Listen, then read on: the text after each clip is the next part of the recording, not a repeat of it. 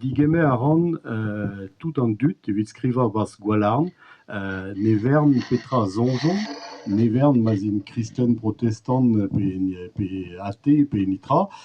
gant ma vo lenegez. Hag dalc'het en eus ar stur-se a het gwalarn da la rede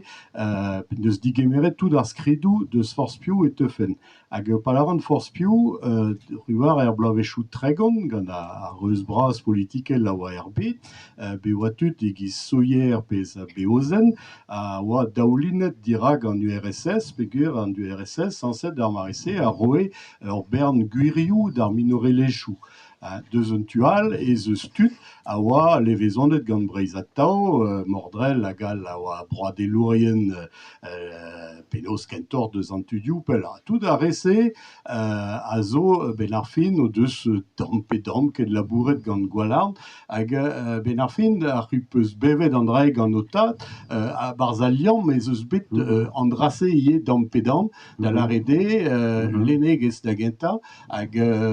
digemer tout me daou gout ar skridou politikel gret gant a beozen gant yon soyer pe gant tudal a zo er-maez deus gwalarn. Barz gwalarn ne gaver ket e klev deus penaos saf-pointoù politikel rik, quoi. Non, gwir memez pa zeller deus niverennoù kentañ gwalarn,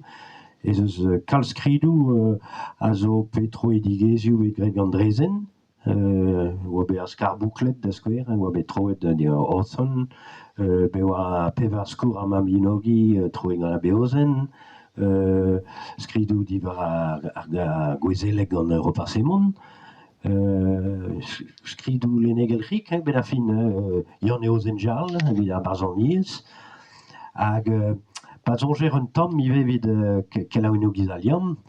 gwire pez larez bet degemeret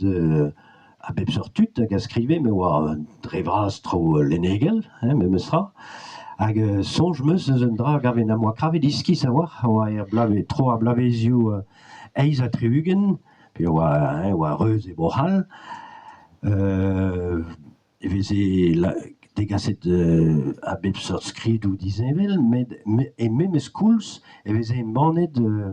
evorennoù toullbac'h un den anvet Théo Josette, hag a oa un den deus an tudeoù pellañ namzonj, pe oa bet e bagadoù stourm gant lenne,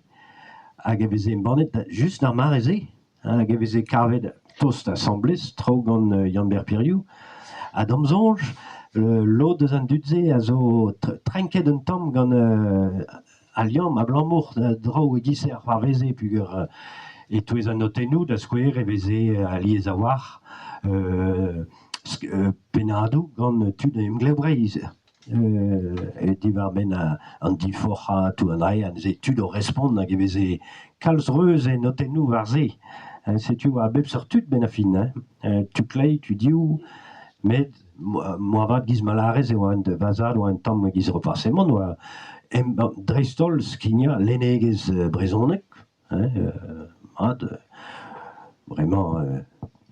lot tud me war lot tud o deus digomonantet da gelaouenn al liamm a Blammour da traoù-e-gize, oa tud oa kentoc'h deus an tudeoù. Bez eus bet ive kalz beleien, met just de c'houlz o bet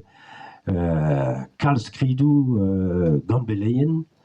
pe vije Loïs ar floc'h, Per Bourdelez,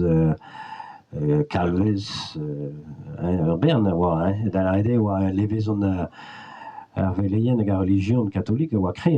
memez da c'houlze, memez tro a blavezioù eiz a Trehugen, dek a Trehugen. Erwan, la